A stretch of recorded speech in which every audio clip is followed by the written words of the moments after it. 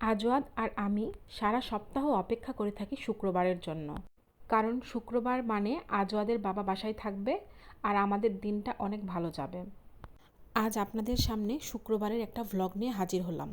আসসালামু আলাইকুম, কেমন আছেন আপনারা? আশা করি ভালোই আছেন।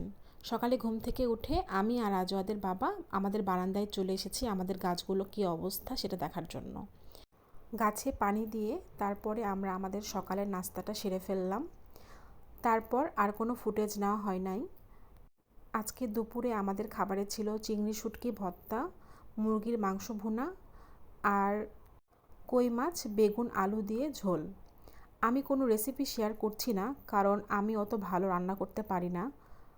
শুধু যা রান্না করছি সেটাই আপনাদেরকে দেখাচ্ছি। শুক্রবার মানেই আমরা বিকেলে বের হব আর ঘুরব। ঘোরাফেরা শেষে আমরা গিয়েছিলাম ইনফিনিটিতে।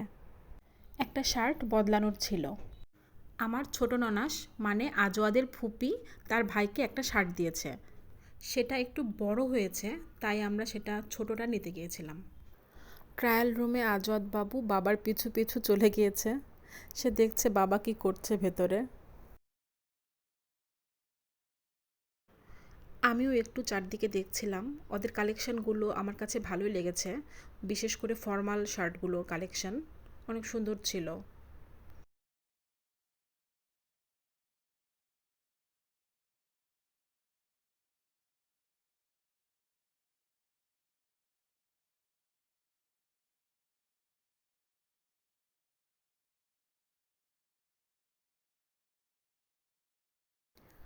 উনি এইটা প্যাক করছেন আর আমি একটু ঘুরে ফিরে ব্যাগ দেখছিলাম।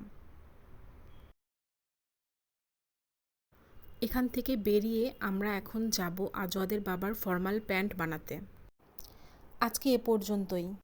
ভালো থাকবেন। আবার কোনো ভিডিওর মাধ্যমে আমাদের গল্প আপনাদের সাথে শেয়ার করব ইনশাল্লাহ।